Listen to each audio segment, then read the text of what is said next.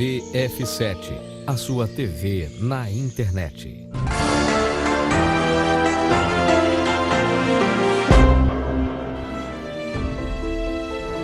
Palavras que edificam, mensagens do céu para a sua vida.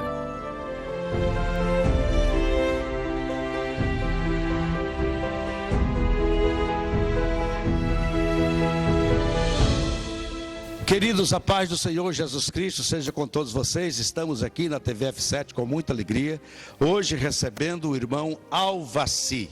Ele que é engenheiro, mas que agora já está com o boi na sombra, não é? E está dedicando a sua vida a estudar a palavra de Deus, estudar a Bíblia. Ele vai dizer aqui quantas Bíblias ele já leu, quantas Bíblias ele tem conhecimento. É fantástico o conhecimento deste homem de Deus. Ele que é escritor, ele é o autor de 2 livros que têm feito grande sucesso, não só no meio evangélico, mas também fora dele, até por causa da importância do assunto, não é? O primeiro livro é A União entre o Homem e a Mulher à Luz de Deus. Esse é um livro que, mesmo você não sendo evangélico, mas que quer um casamento feliz, uma família saudável, você deve adquirir esse livro, que vai ajudar muito você e sua família. O segundo livro, Religião, a segunda maior praga da humanidade. Olha que coisa fantástica. Religião, a segunda maior praga da humanidade. Como se tem matado em nome da religião, não é?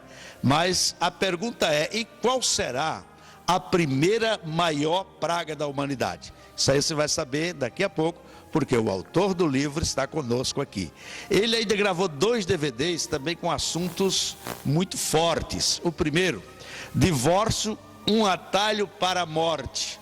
Pode divorciar, pode casar de novo. Como é que é essa história à luz da Bíblia? Nós vamos saber também disso aqui, não é? E um segundo, que é nada há em oculto que não venha ser revelado. Tema forte, mas nós estamos com ele aqui e esses assuntos serão esclarecidos aqui na tvf7.com.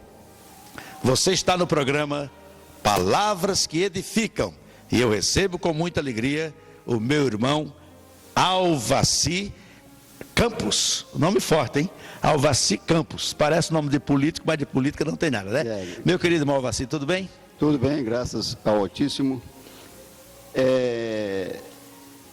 Conforme o irmão já falou na sua fase inicial dessa apresentação, eu gostaria apenas para gerar credibilidade entre as pessoas que estão nos vendo, dar um pequeno resumo do meu testemunho do que Jesus Cristo fez na minha vida. Pois não. A minha vida toda, eu nasci de origem muito pobre, comecei a trabalhar com 11 anos de idade.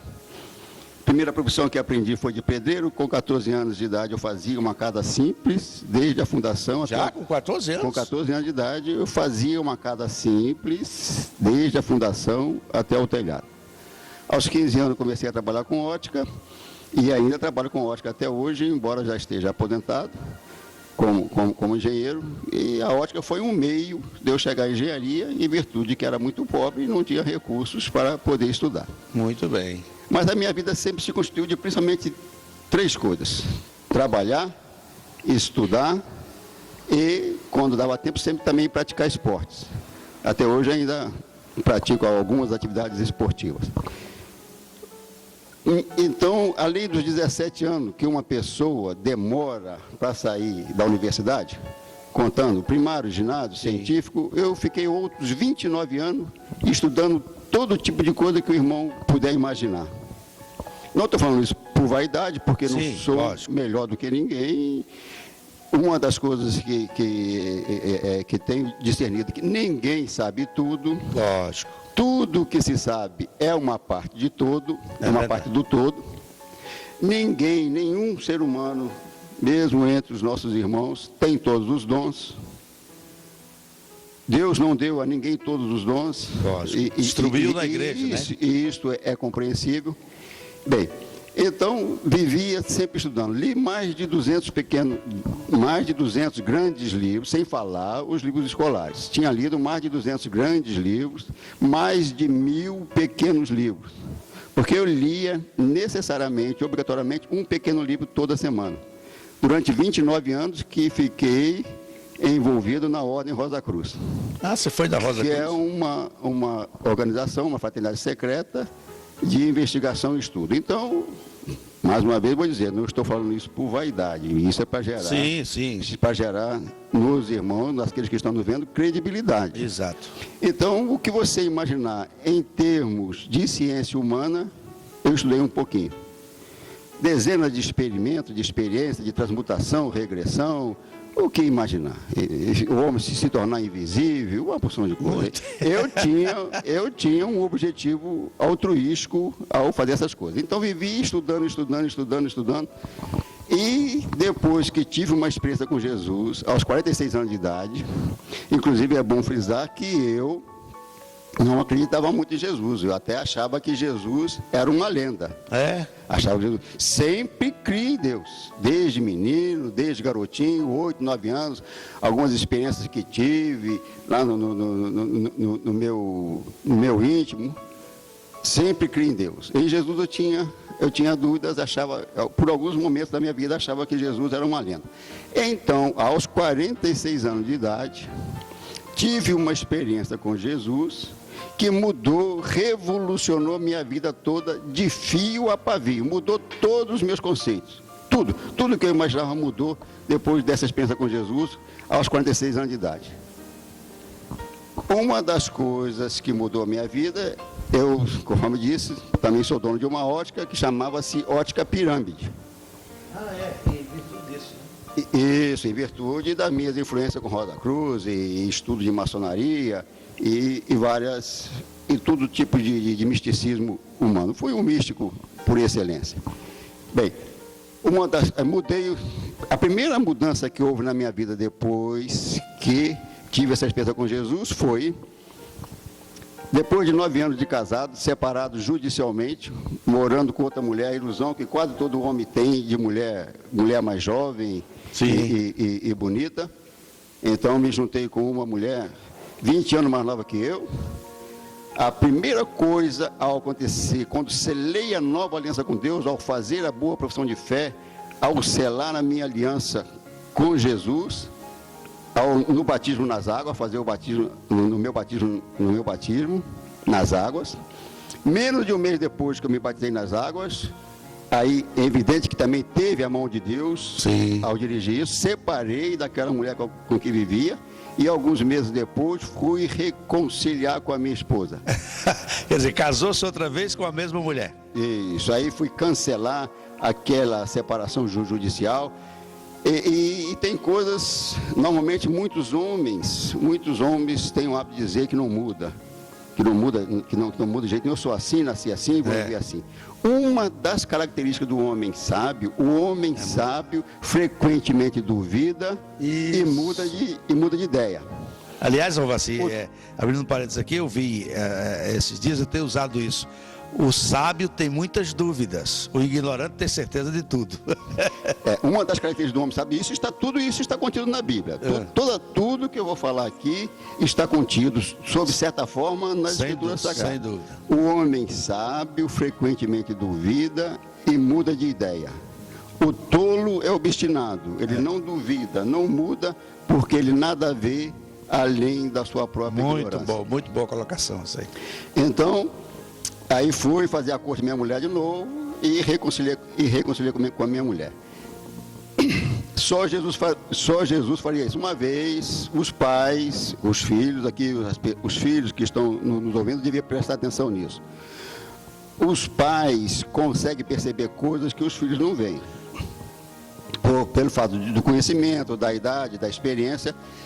Então, minha mãe uma vez falou para mim: Alvaci, por que você não volta para Jô?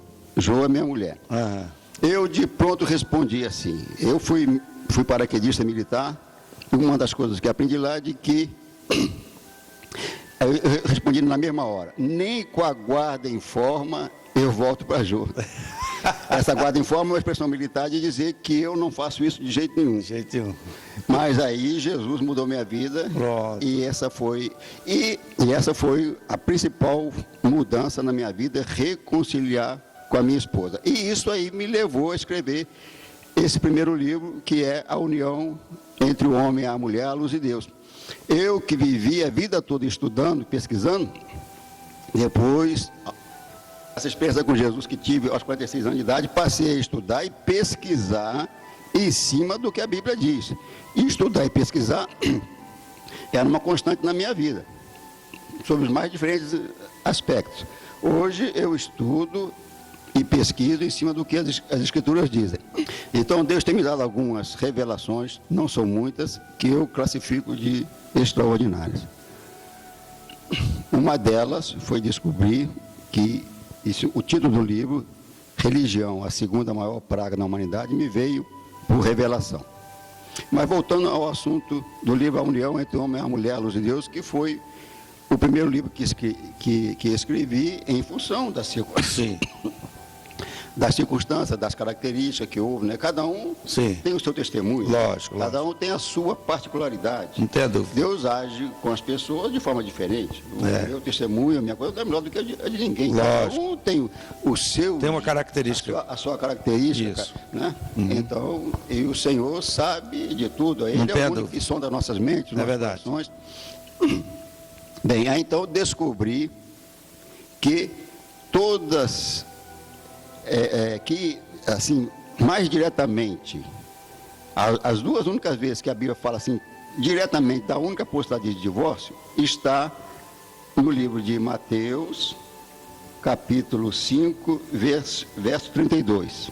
E Mateus, capítulo 19, 9, versículo 9. O Mateus 19, principalmente de 3 a 12, é bem mais explicativo.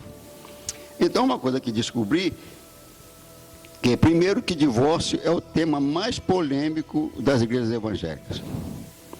E aí, e por que isso acontece? Uma das coisas que contribui para isto ser tão polêmico no meio evangélico são as versões erradas da Bíblia nestes dois capítulos, nesses dois versículos que estou citando, Mateus 5, 32 e 19, 9.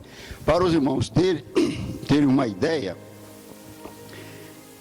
não é bom para o Evangelho do Reino de Deus termos uma porção de versão de Bíblia. Lamentavelmente, né? Isso é outro assunto que, se houver oportunidade de entrar nessa questão, porque tanta versão da Bíblia. A Bíblia é uma só, a Escritura é uma só, foi escrita e inspirada por Deus. A interpretação deve ser uma só.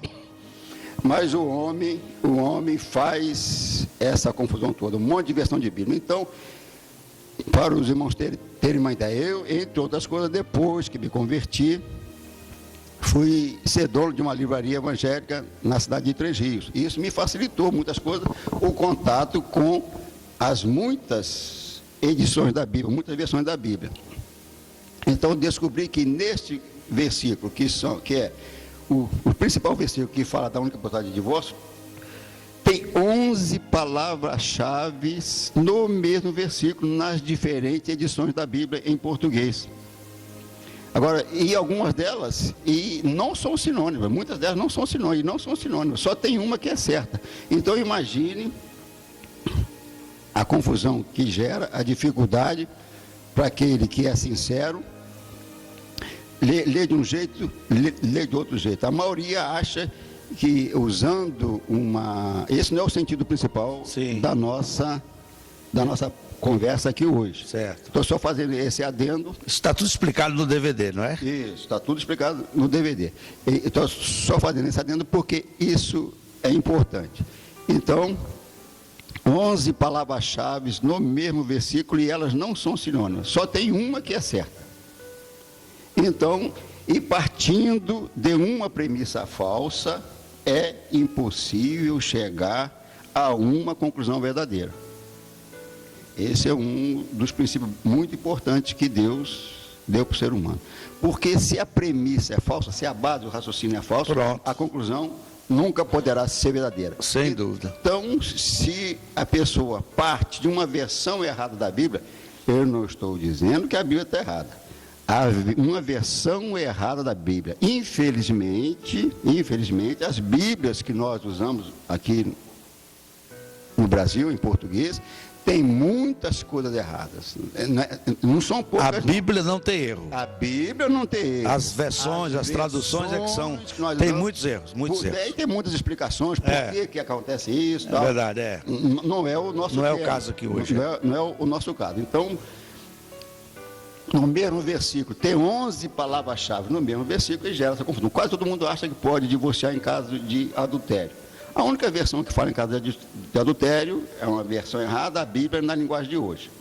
Então, se isso for relevante para alguns dos irmãos, se quiserem, depois pode fazer contato comigo. Uma coisa que eu peço, depois eu vou passar o meu e-mail. Já está aí, já está passando no rodapé. Isso. Qualquer um que quiser fazer contato comigo, e aí então a gente esclareceria com mais calma. A pessoa me passaria o e-mail, me daria o seu telefone fixo, de preferência um horário que ela tenha disponibilidade, que eu possa ligar para ela, para fazer um contato inicial, e depois então a gente esclareceria. Infelizmente, a grande maioria não gosta de ler, não gosta de estudar, não se interessa por muitas coisas, né? E um mínimo que qualquer ser humano devia ter, precisa ter, é curiosidade. Sim.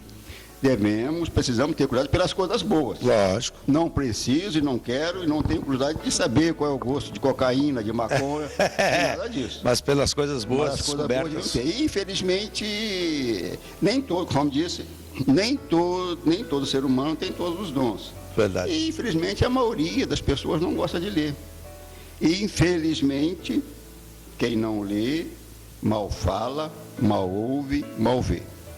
Temos que analfabeto é uma pessoa que não sabe ler, não é isso? Sim. Mas o pior analfabeto de todos é aquele que, embora saiba ler, não gosta de ler. Não quer aprender. Então, infelizmente, é isso que aquele provérbio popular que diz o cego, como é que é? Aquele que não quer ver, o cego é aquele que não quer ver. Então o cara, né, não quer aprender, é ignorante. Não tem Porque hoje, e isso que eu vou falar que também agora é importante, se os irmãos puderem, gravem isso. Um dos maiores problemas do mundo hoje não é aquilo que você sabe, mas aquilo que você pensa que sabe. Infelizmente, tem muitas coisas que você pensa que sabe, mas que você aprendeu errado, assimilou errado, e isso vai influenciar a sua vida, influenciar o seu comportamento. Não tenha dúvida. Muito bem, fechou?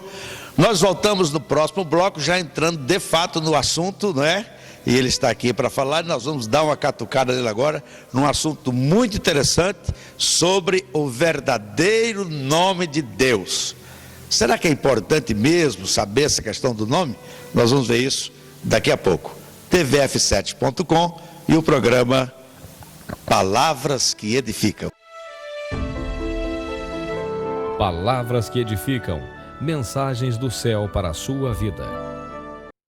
TV F7, a sua TV na internet. Queridos